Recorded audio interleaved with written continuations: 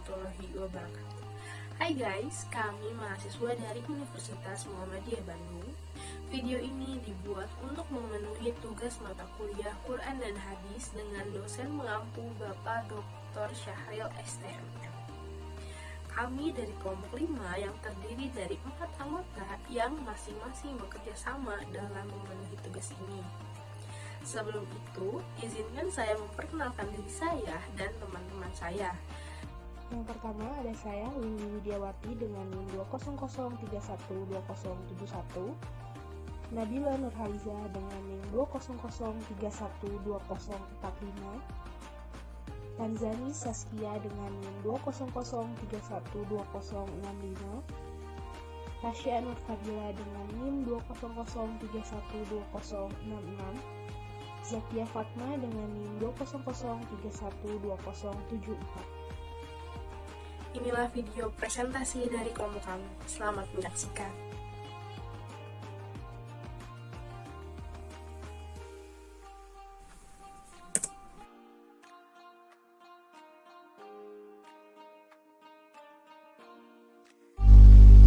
Pengertian jual beli atau al-bai.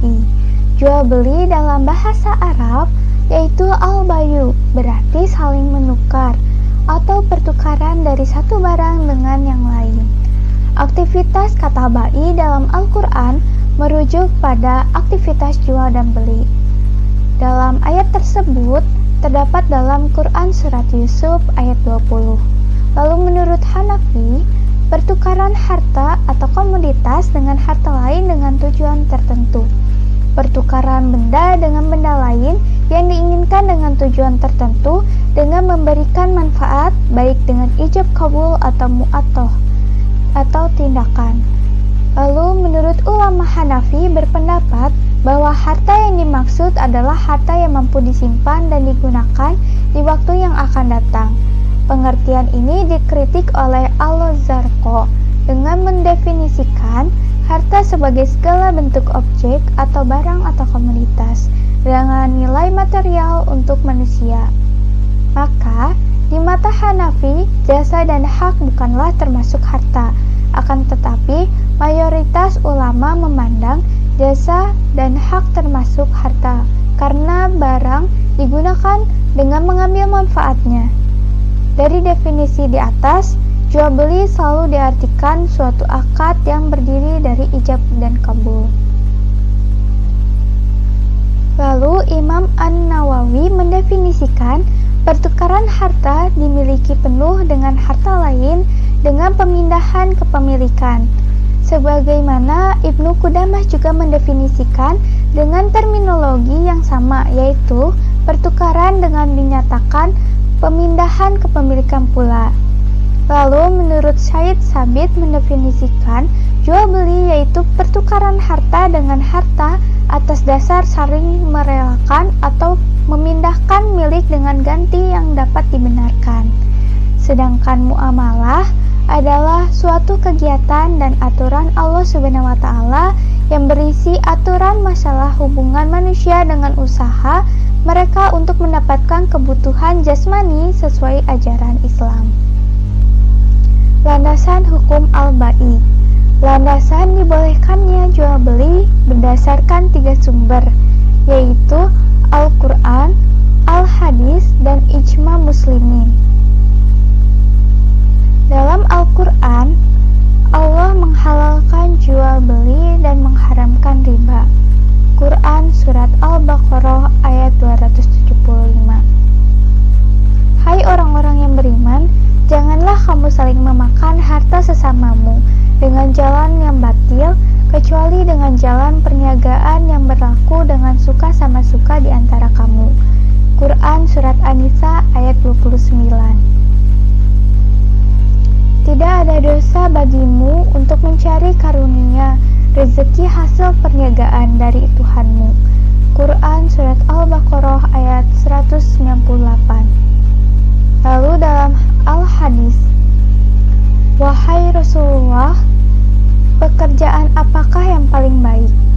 Beliau bersabda, pekerjaan seorang laki-laki dengan tangannya sendiri dan setiap jual beli yang mabrur atau diberkahi. Hadis riwayat Ahmad. Lalu menurut ijma muslimin, kaum muslimin bersepakat bahwa jual beli boleh sebagai media untuk memenuhi kebutuhan, baik pribadi maupun kelompok. Imam Al-Syafi'i berkata, asal dari jual beli semuanya mubah atau boleh dengan kerelaan kedua pelaku transaksi terhadap apa yang mereka jual belikan, kecuali telah dilarang oleh Rasulullah atau hal yang sama menyerupai dengan larangan Rasulullah. Etika-etika dalam jual beli. Yang pertama, menghindari dari pengambilan untung terlalu banyak. Madzhab Maliki berpendapat 1/3 atau kurang merupakan hal yang sudah cukup untuk mengambil keuntungan apabila tidak ada falwi. Yang kedua, asas kepercayaan dan memberikan informasi lengkap. Penjualan hendaknya memberikan informasi secara lengkap dan dapat dipercaya, termasuk tipe, asal, biaya, dan sebagainya. Lalu yang ketiga, melonggarkan atau memudahkan satu sama lain. Dalam sebuah hadis, Allah Maha Pemurah kepada seseorang yang memudahkan ketika dia menjual dan membeli, dan ketika dia menarik atau meminta hutangnya. Lalu yang keempat, menghindari sumpah meskipun benar. Dalam sebuah hadis, sumpah dapat merusak barang dan menghapus keberkahannya. Lalu yang kelima, memperbanyak sedekah. Pedagang dianjurkan untuk sering-sering memberikan infak maupun sedekah dari hasil penjualannya, dikarenakan tidak tahu hasil mana yang didapat dari penipuan, kecurangan, kelalaian, kecerobohan, informasi, atau menyembunyikannya. Lalu yang keenam, pencatatan dan menghadirkan saksi dari segala bentuk barang. Rukun akad bai atau jual beli. Ulama Hanafi menentukan rukun jual beli hanya satu, yaitu ijab kabul atau mekanisme lain yang dapat menjadi ijab kabul seperti tindakan mu'attoh yang menyatakan persetujuan atau ridho dari transaksi jual beli tersebut. Ulama menyatakan rukun akad jual beli ada 3. Yang pertama, jual dan beli. Yang kedua, objek atau barang dan harga. Yang ketiga, sikhatul akod atau ijab dan qabul. Ijab dan qabul ada 2 hal, yaitu sikhak bahasa ijab dan qabul. Yang kedua, sifat ijab dan qabul. Sikhak bentuk ijab dan qabul. Yang pertama, sikhak akad adalah bentuk dari ijab qabul, dilakukan ketika akad yang mengikat kedua belah pihak, penjual dan pembeli, dan hanya ijab ketika pada kontrak yang mengikat atau satu pihak saja. Semua ajaran agama sepakat bahwa prakondisi untuk keberadaan suatu kontrak dinyatakan valid dan konlut ketika terdapat sebuah ekspektasi kerelaan dari kedua belah pihak. Ulama menyebutnya sikhak al-aqd, sedangkan para pakar hukum menyebutnya ekspresi niat dan keinginan. Ekspresi atau bahan ijab kabul harus standar atau diakui oleh legislator. Menurut Hanafi, bentuk bahasa ijab kabul harus dalam perkataan yang menyatakan kerelaan antara keduanya dan juga diekspresikan dalam bentuk lampau. Semisal, saya sudah membeli dan saya sudah menjual. Menurut Hanafi, ketika menggunakan bentuk sekarang maka tidak sah, karena dikhawatirkan ada hal yang ditutupi atau disembunyikan baik cacat ataupun lainnya. Akan tetapi untuk akad nikah, menurut Hanafi diperbolehkan untuk menggunakan bentuk kalimat sekarang yang menyatakan persetujuan untuk konsekuensi yang akan datang. Sedangkan Maliki, mayoritas Syafi'i dan Hanbali sepakat bahwa sikhak kontrak baik jual beli maupun nikah dalam bentuk permintaan dari satu pihak, jual padaku, dan bentuk kabul dari pihak lain, saya menjual padamu. Kasus bai al-mu'atah, jual beli tindakan. Yang pertama, jual beli mu'atah atau murawadah adalah bersepakatnya kedua belah pihak atas harga dan barang dan juga pertukaran benda tanpa ekspresi verbal dari ijab dan qabul. Ulama berbeda pendapat dalam hal ini. Yang pertama, Hanafi, Maliki, dan Hanbali menyatakan bahwa bentuk jual beli mu'atah diperbolehkan selama hal tersebut menjadi kebiasaan yang diinterpretasikan bahwa kedua belah pihak setuju akan jual beli tanpa ekspresi verbal dilakukan. Logika penerimaan bentuk jual beli ini adalah inti transaksi adalah kerelaan yang dapat diraih dari bermacam cara yang dianggap umum di setiap dasar. Yang kedua, Syafi'i sebaliknya mensyaratkan verbal baik secara jelas maupun tersembunyi. Dasarnya adalah jual beli dilandasi kerelaan. Selama kerelaan adalah hal yang tersembunyi atau tidak tampak, maka perlu diungkapkan dalam bentuk ungkapan. Akan tetapi, beberapa ulama besar Syafi'iyah seperti An-Nawawi, Al-Baghawi, Al-Mutawali menyetujui bentuk nonverbal ini karena penerimaan tidak selalu dalam bentuk verbal. Lalu yang ketiga, An-Nawawi menyemakati nonverbal atau ijab kabul dengan tindakan pada barang-barang yang kurang berharga. Ketika barang tersebut mahal dan besar, maka diperlukan verbal untuk ijab kabul. Sifat ijab dan kabul. Kasus khiyar majelis, tidak satupun baik ijab dan kabul itu meningkat sampai keduanya diekspresikan. Maka dari itu, tiap pihak dalam kontrak memiliki hak untuk mencabut atau menerimanya ketika ijab kabul telah selesai diungkapkan. Apakah salah atau dari kedua belah pihak yang masih dalam majelis akad memiliki hak untuk kembali? Ulama berbeda pandangan. Yang pertama, Hanafi, Maliki, dan 7 ulama Madinah menyatakan bahwa kontraknya telah mengikat ketika ijab dan qabul telah terselesaikan. Jual beli adalah akad pertukaran ketika telah terjadi dan terselesaikan ijab dan qabul, maka kontrak telah mengikat. Mereka tidak membolehkan ada khiyar rujuk setelah terjadi ijab dan qabul. Yang kedua, sedangkan Syafi'i, Hanbali, Sufyan, Asy-Syawuri, dan Ishaq berpendapat jika jual beli telah selesai dengan kepuasan, muncul ijab kabul, kontrak dinyatakan boleh atau sah, akan tetapi belum mengikat atau binding selama keduanya belum terpisah. Maka keduanya diperbolehkan untuk menarik diri selama masih dalam majelis jual beli tersebut. Berpisah secara konvensional diartikan mereka telah meninggalkan tempat di mana mereka melakukan kontrak. Syarat akad bai. Syarat konklusi, syarat eksekusi, syarat validasi, syarat pengikatan. Syarat konklusi. Hanafi mensyaratkan 4 hal dalam syarat konklusi, yaitu yang pertama, kedua belah pihak dari akad, yang kedua kontraknya, yang ketiga tempat akad, yang keempat objek barang. Akad akidai atau penjualan dan pembelian. Dalam hal kontraktor, keduanya harus A. Berakal dan mumazid, tidak boleh orang gila atau anak kecil. Sedangkan anak kecil berakal menurut Hanafi diperbolehkan 7 tahun dengan 3 kondisi, yaitu yang pertama, transaksi bermanfaat seperti menerima hibah, hadiah, atau menerima hutang dari orang tuanya. Yang kedua, transaksi merugikan seperti cerai, memberi hadiah, memperpanjang kontrak hutang, menjadi penjamin untuk hutang orang lain, maka tidak sah.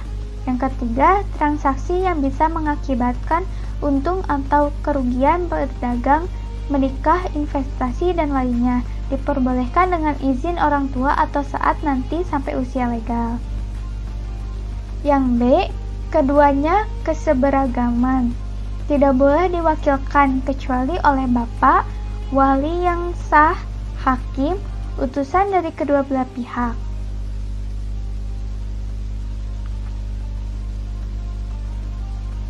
Syarat konklusi. Kontraknya harus valid, yaitu kecocokan antara ijab dan kabulnya. Yang kedua, tempat akad, yaitu Satu majelis saat ijab dan qabul itu terjadi. Yang ketiga, barang komoditas atau akad. Terdapat 4 syarat, yaitu yang pertama, barang yang dijual harus ada saat majelis akad. Yang kedua, barang mutakawin dapat bermanfaat. Yang ketiga, barang harus dimiliki penuh oleh penjual. Yang keempat, barang dapat dikirimkan ketika akad telah terkonklusi. Syarat eksekusi nafaz. Syarat eksekusi hanya 2, yaitu yang pertama, kepemilikan atau perwalian. Perwalian ada 2 jenis. Yang pertama asli, yaitu orang yang secara fundamental bisa menjadi wali, yaitu orang tua, saudara laki-laki. Yang kedua, wakil yang ditunjuk. Lalu, yang kedua, tidak ada pihak ketiga yang memiliki hak terhadap barang penjualan. Syarat validitas. Syarat validitas dikelompokkan menjadi 2, yaitu yang pertama general. Secara umum, syarat yang melekat akan validitas jual beli harus menjadikan hal tersebut legal, dan ada 5 syarat umum yang tidak boleh ada dalam jual beli. Yang pertama, ketidaktahuan. Yang kedua, paksaan atau kekerasan. Yang ketiga, penipuan dan gorar. Yang keempat, timing. Yang kelima, penjualan yang akan membahayakan. Yang kedua, spesifik. Ada beberapa syarat khusus untuk penjualan tertentu. Yang pertama, tanda terima dari barang yang dapat dipindahkan. Yang kedua, mengetahui harga asli dari jual beli. Yang ketiga, pertukaran barang dan harga pada saat transaksi sebelum berpisah satu sama lain. Yang keempat, pemenuhan keterangan pada jual beli saham. Yang kelima, kompensasi yang sama. Yang keenam, tanda terima hutang oleh kedua belah pihak. Syarat pengikatan terjadi setelah konklusi dan eksekusi terselesaikan. Kontrak jual beli akan lazim dengan syarat terlepas dari semua khiyar atau pilihan yang muncul dari jual beli, khiyar majelis, ruqyah, syart, aib, dan lainnya. Apabila muncul khiyar di atas, maka jual beli tersebut belum dikatakan lazim. Assalamualaikum warahmatullahi wabarakatuh. Nama saya Tanzani Saskia Akila dengan NIM 2003-12065 akan melanjutkan presentasi tentang jual beli yang tadi sebelumnya telah dipresentasikan oleh teman saya Zakia Fatma. Di sini saya akan menjelaskan tentang konsep dasar muamalah. Muamalah secara etimologi berasal dari kata amala yu'amilu muamalat, yang artinya saling bertindak, saling berbuat, dan saling mengamalkan. Muamalah secara terminologis terbagi menjadi 2. Yang pertama ada pengertian sempit dan pengertian luas. Pengertian sempit, muamalah adalah suatu kegiatan tukar-menukar barang yang bermanfaat dengan menggunakan cara yang sesuai dengan syariat Islam. Sedangkan dalam arti luas, muamalah adalah suatu aturan Allah Subhanahu wa Ta'ala yang berisi aturan masalah hubungan manusia dengan usaha mereka untuk mendapatkan kebutuhan jasmani sesuai ajaran Islam.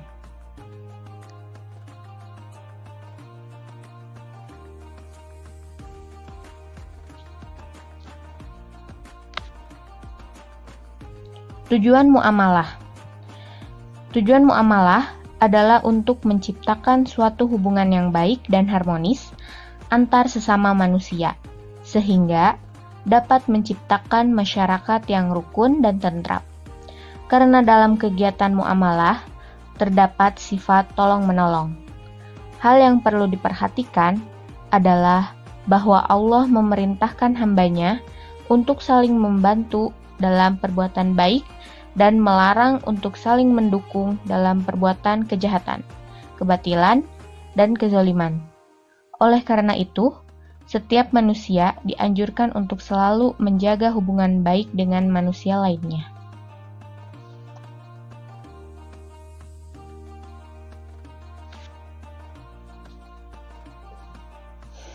Sumber hukum muamalah ada dalam Al-Quran, hadis, dan ijtihad.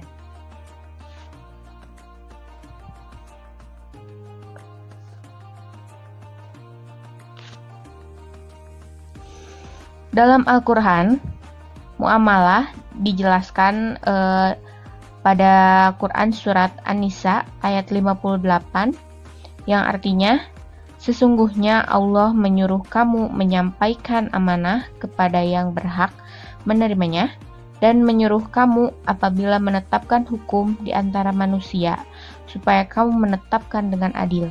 Sesungguhnya, Allah memberi pengajaran yang sebaik-baiknya kepada kamu. Sesungguhnya Allah Maha Mendengar lagi Maha Melihat. Quran Surat An-Nisa ayat 58. Dan yang selanjutnya ada dari Quran Surat Ali Imran ayat 130 yang artinya, hai orang-orang yang beriman, janganlah kamu memakan riba dengan berlipat ganda, dan bertawakallah kamu kepada Allah agar kamu mendapat keberuntungan.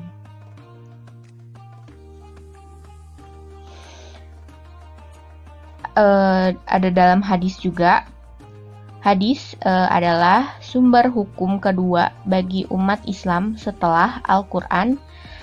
Hadis adalah segala sesuatu yang disandarkan kepada Rasulullah Shallallahu Alaihi Wasallam, baik berupa perkataan atau sabda, perbuatan, maupun ketetapan yang dijadikan sebagai landasan dalam syariat Islam. Adapun hadis yang membahas tentang muamalah, antara lain dari Abdullah bin Mas'ud radhiyallahu anhu, dari Nabi Shallallahu Alaihi Wasallam, beliau bersabda, riba itu terdiri dari 73 pintu. Yang paling ringan di antaranya adalah seperti seseorang laki-laki yang berzina dengan ibunya. Dan sehebat-hebatnya riba adalah merusak kehormatan seorang muslim. Hadis riwayat Ibnu Majah. Yang selanjutnya ada dari Al-Baihaqi yang bunyinya, janganlah kalian berbuat zolim. Ingatlah, tidak halal harta seorang kecuali dengan ridho darinya. Hadis riwayat Al-Baihaqi.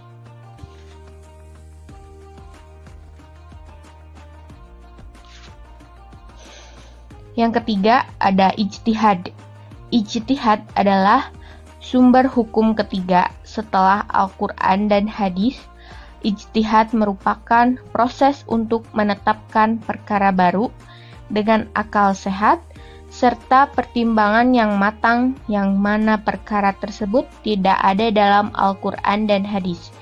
Maksudnya adalah tidak dibahas sedetail mungkin. Sekian pemaparan dari saya tentang konsep dasar muamalah. Selanjutnya akan dibahas lagi oleh teman saya selanjutnya. Terima kasih. Wassalamualaikum warahmatullahi wabarakatuh. Selanjutnya ada konsep dasar fikih muamalah kontemporer. Pertama, pengertian fikih muamalah kontemporer. Definisinya bermula dari 3 kosakata, yaitu fikih, muamalah, dan kontemporer. Kata fikih secara etimologi berarti paham, mengetahui, dan melaksanakan yang memiliki maksud untuk mendalami sebuah permasalahan dan memerlukan pengarahan potensi akal. Secara bahasa, fikih dapat dipahami dari firman Allah dalam Al-Quran, surat Hud ayat 91 dan surat Al-An'am ayat 65. Surat Hud ayat 91 yang berbunyi, mereka berkata, hai Syu'aib, kami tidak banyak mengerti tentang apa yang kamu katakan itu. Dan sesungguhnya kami benar-benar melihat kamu seorang yang lemah di antara kami. Kalau tidaklah karena keluargamu, tentulah kami telah merajam kamu. Sedang kamu pun bukanlah seorang yang berwibawa di sisi kami. Surat Al-An'am ayat 65 yang berbunyi, katakanlah, dialah yang berkuasa untuk mengirimkan azab kepadamu, dari atas kamu atau dari bawah kakimu. Atau dia mencampurkan kamu dalam golongan-golongan yang saling bertentangan, dan merasakan kepada sebahagian kamu keganasan sebagian yang lain. Perhatikanlah betapa kami mendatangkan tanda-tanda kebesaran kami silih berganti agar mereka memahaminya. Secara terminologi, pengertian fikih oleh para ahli salah satunya menurut ulama usul fikih. Fikih adalah pengetahuan hukum Islam yang bersifat amaliyah melalui dalil yang terperinci. Fikih adalah pengetahuan tentang hukum-hukum syariat yang berkaitan dengan perbuatan dan perkataan mukallaf. Mukallaf artinya mereka yang sudah terbebani menjalankan syariat agama, yang diambil dari dalil-dalilnya yang bersifat terperinci. Menurut bahasa, muamalah artinya saling bertindak, saling berbuat, dan saling mengamalkan. Muamalah adalah semua hukum syariat yang bersangkutan dengan urusan dunia, dengan memandang kepada aktivitas hidup seseorang untuk saling berhubungan antara sesama manusia.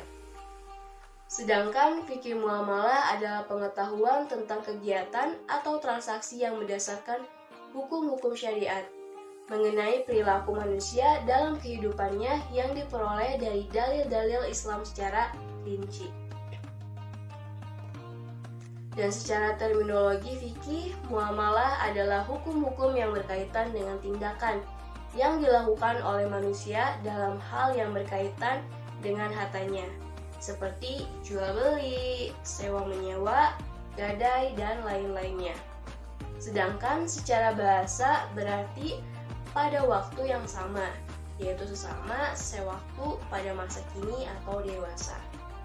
Jadi, fikih muamalah kontemporer adalah aturan-aturan Allah Subhanahu wa Ta'ala yang wajib ditaati, yang mengatur hubungan manusia dengan manusia lainnya dalam kaitan dengan keharta bendaan dalam bentuk transaksi-transaksi yang modern dan sesuai dengan zaman kekinian.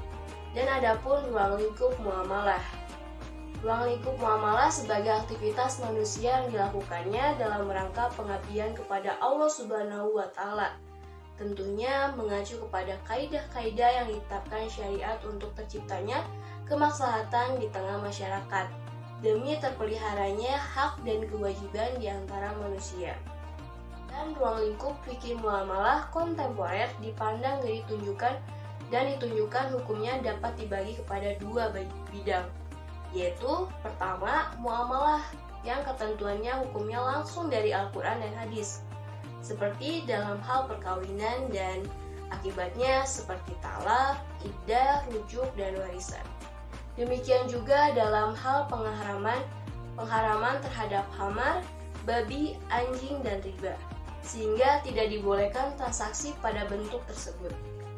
Allah telah menetapkan dengan tegas terhadap beberapa hal di atas yang telah dijelaskan, karena persoalan tersebut akan sulit bagi manusia untuk menemukan kebenarannya yang hakiki, disebabkan adanya dorongan hawa nafsu dan bisikan setan. Muamalah yang kedua yaitu ketentuan hukumnya tidak langsung dari Al-Quran dan hadis, tetapi berdasarkan hukum yang diperoleh dari hasil ijtihad para fuqaha yang mengacu kepada kaidah-kaidah dan prinsip-prinsip umum yang sesuai dengan ketentuan syariat. Bentuk muamalah ini dipengaruhi oleh situasi dan kondisi sosial. Hal ini bisa kita lihat pada praktek jual beli di swalayan, di mana si pembeli diberi kebebasan untuk memilih barang yang diinginkan dan membawanya ke kasir untuk menyerahkan harga barang tersebut. Jual beli seperti ini terjadi seringkali dengan menyerahkan uang dan barang tanpa adanya ucapan yang jelas atau ijab dan qabul. Adapun lebih khusus lagi mengenai ruang lingkup fikih muamalah kontemporer, membahas mengenai transaksi yang bermunculan pada saat ini, seperti uang kertas, saham, obligasi, reksadana, dan asuransi. Nah, salah satu contohnya yaitu asuransi, di mana merupakan pertanggungan perjalanan antara dua pihak yang satu berkewajiban membayar iuran, dan pihak yang lainnya berkewajiban memberikan jaminan sepenuhnya kepada pembayar. Apabila terjadi sesuatu yang menimpa si pembayar atau barang yang dimilikinya yang sudah diasuransikan, dan sesuai dengan perjanjian yang dibuatnya. Kemudian ada transaksi bisnis yang berubah karena adanya perkembangan atau perubahan kondisi, situasi dan tradisi atau kebiasaan. Perkembangan teknologi yang semakin cepat dan canggih menghadirkan berbagai fasilitas dengan berbagai kemudahannya. Begitu pula dalam hal bisnis. Contohnya penerimaan barang dalam akad jual beli dan transaksi e-bisnis. Kemudian ada transaksi bisnis kontemporer yang menggunakan nama baru meskipun substansinya seperti zaman klasik. Misalnya bunga bank yang sama dengan riba, jual beli valuta asing. Hukumnya haram karena ada pihak yang menzolimi dan terzolimi. Selanjutnya mengenai karakteristik muamalah dalam Islam. Karakteristik utama dalam Islam adalah keteraturan dan keserasian. Ajaran Islam adalah satu-satunya ajaran di dunia yang memiliki sistem dan konsep penataan kehidupan yang paling lengkap. Semua aspek kehidupan ada aturan dan tata caranya. Mulai dari masalah akidah, akhlak, ibadah, keluarga, pendidikan, muamalah, dan aspek kehidupan lainnya. Ada 4 karakteristik dalam muamalah. Yang pertama, dialektika nilai-nilai spiritualisme dan materialisme. Sistem ekonomi kontemporer hanya konsen terhadap nilai yang dapat meningkatkan utility saja. Hanya terfokus kepada nilai materialis saja. Sedangkan ekonomi syariah selalu menekankan kepada nilai-nilai kebersamaan dan kasih sayang sesama individu dan masyarakat. Kemudian, karakteristik yang kedua, kebebasan berekonomi. Sistem ekonomi Islam tetap membenarkan kepemilikan individu dan kebebasan dalam bertransaksi sepanjang dalam cakupan syariah. Terdapat kaidah mengenai aktivitas ekonomi. Segala sesuatu dalam hal muamalah boleh dilakukan sampai ada dalil yang mengharamkan. Dalam kaidah tersebut berarti segala aktivitas ekonomi Islam selama hal itu membawa kemaslahatan dan tidak ada larangan di dalamnya, maka boleh dilakukan. Hukum Islam bersifat elastis yang meliputi segala bidang dan salah satunya muamalah. Sebagai bukti bahwa hukum Islam bersifat elastis, dapat kita lihat dalam suatu dalil Al-Quran yang berhubungan dengan kegiatan muamalah, yaitu jual beli. Dalil tersebut terdapat dalam surat Al-Baqarah ayat 275, menerangkan hukum bolehnya melakukan jual beli. Dan dalam surat An-Nisa ayat 29 tentang persyaratan perdagangan, yaitu terdapat keridhoan antara kedua belah pihak. Kemudian, karakteristik yang ketiga, dualisme kepemilikan. Pada hakikatnya, kepemilikan alam semesta beserta isinya hanya milik Allah semata. Manusia hanya sebagai wakil Allah dalam memakmurkan dan mensejahterakan bumi. Hukum Islam bersifat universal, diciptakan untuk kepentingan seluruh umat manusia, atau rahmatan lil alamin. Pada prinsipnya, kegiatan ekonomi dalam Islam harus mampu memberikan kesejahteraan bagi seluruh masyarakat, mampu memberikan rasa adil, kebersamaan, dan kekeluargaan. Kemudian, karakteristik yang terakhir adalah menjaga kemaslahatan individu dan masyarakat. Tujuan dari ekonomi Islam adalah maslahah bagi umat manusia. Untuk itu, demi tercapainya kemaslahatan tersebut, dapat dilakukan dengan cara mengusahakan segala bentuk aktivitas dalam ekonomi yang bisa membawa kemaslahatan dan memerangi segala hal yang menghambat jalannya kemaslahatan itu sendiri, atau hal yang membawa mafsadah, kerusakan. Setiap perkara hukum yang disyariatkan dalam Al-Quran dan hadis, semua di dalamnya terdapat kemaslahatan hakiki yang umum, dan bukan khusus untuk suatu kelompok atau lingkungan tertentu. Asas-asas kemaslahatan manusia dituangkan dalam pembentukan hukum dengan merealisir kemaslahatan manusia dengan menjamin kebutuhan pokoknya mengenai agama, jiwa, akal, kehormatan, dan juga harta, serta memenuhi kebutuhan sekunder dan pelengkapnya mengenai norma, tatanan kehidupan, dan perilaku menurut jalan yang paling benar. Selanjutnya, saya akan membahas mengenai kaidah dan prinsip dasar muamalah. Kaidah dasar muamalah. Kaidah adalah patokan atau ukuran sebagai pedoman bagi manusia dalam bertindak. Kaidah juga dapat dikatakan sebagai aturan yang mengatur perilaku manusia dan perilaku sebagai kehidupan masyarakat. Secara umum, kaidah dibedakan atas dua hal, yaitu kaidah etika atau kaidah hukum.